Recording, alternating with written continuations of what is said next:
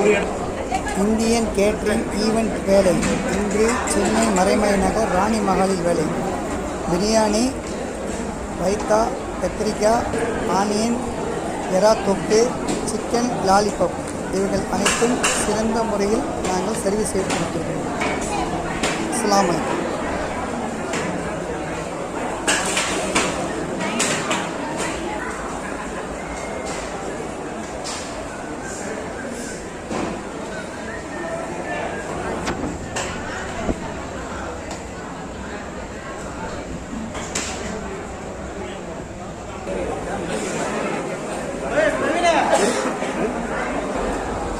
हाँ